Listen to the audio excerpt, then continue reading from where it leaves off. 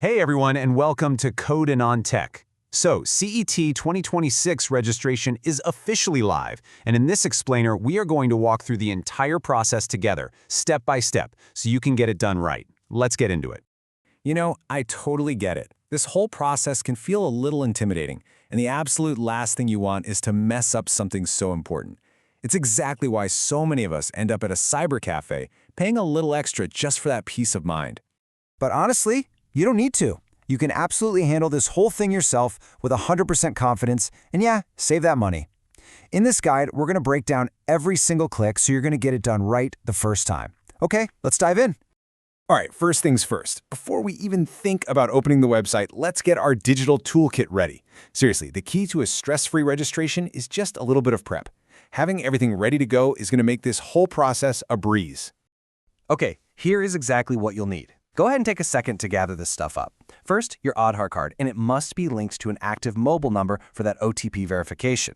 Second, your APAR ID. This is new and it's mandatory, and we'll talk more about it in just a sec. You'll also need a recent passport-style photo, preferably with a white background, a scanned signature in black ink, and your 10th and 12th mark sheets. And listen, here's a really critical tip. Your name on this mark sheets has to match your Aadhaar exactly. So, what is this APAR ID thing anyway?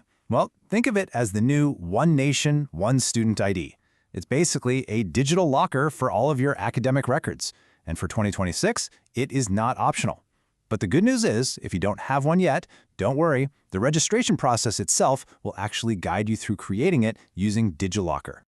All right, with our documents all set, it is time to head to the official state CET Cell website and actually begin.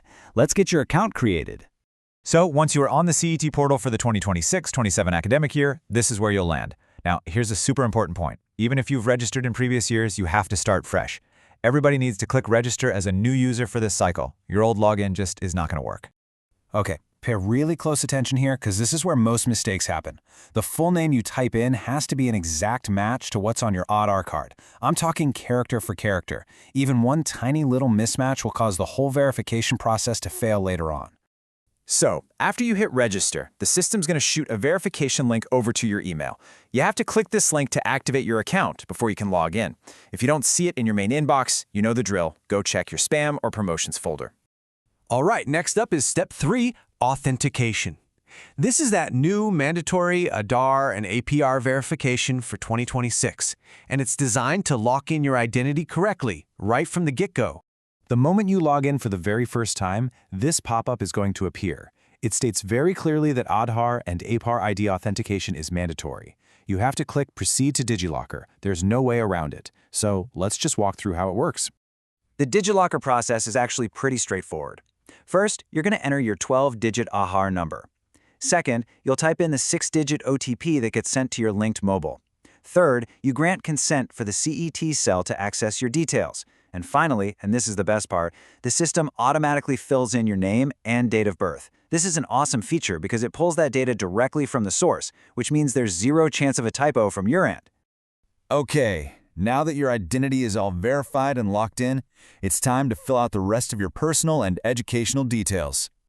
So in this section, you're going to fill out 4 main areas. First is your personal info, like your mother's name. Second is your domicile.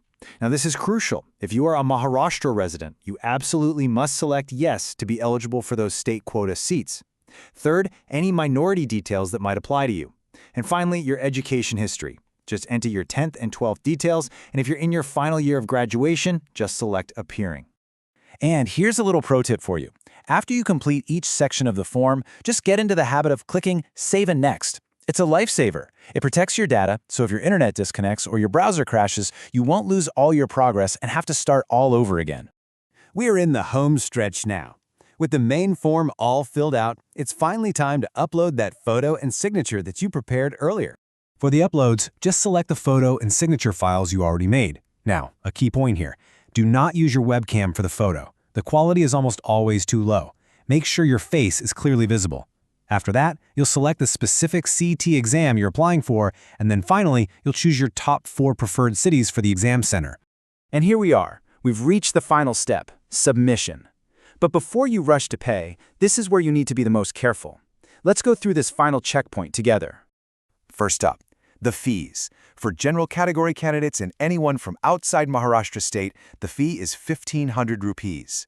For reserved category candidates who belong to Maharashtra state only, the fee is 1,300 rupees. And now for the single most important action you're going to take. Before you even think about paying, just stop, click the preview button, and carefully review your entire application from top to bottom. This is your last chance to catch any mistakes. Look, I want to be crystal clear about this. Once you pay, key details are locked in permanently. Your name, your date of birth, your email, and your mobile number cannot be changed.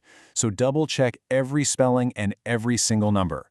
And just remember, the application fee is strictly non-refundable. Once you are 100% certain that everything is perfect, you can go ahead and proceed to payment. You can use all the standard online methods like UPI, cards, or net banking.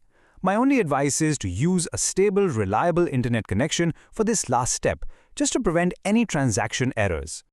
And that's it. Congratulations. You have officially, successfully registered for CET 2026. Your final, crucial task now is to download and save the application PDF and your payment receipt. Put these documents somewhere safe. You will absolutely need them later. So, did this guide help you feel more confident about the whole registration process? If it did, be sure to hit that like button and subscribe to CodeAnon Tech for more explainers just like this one. Let us know in the comments what topics you'd like us to break down next. Good luck with your exam!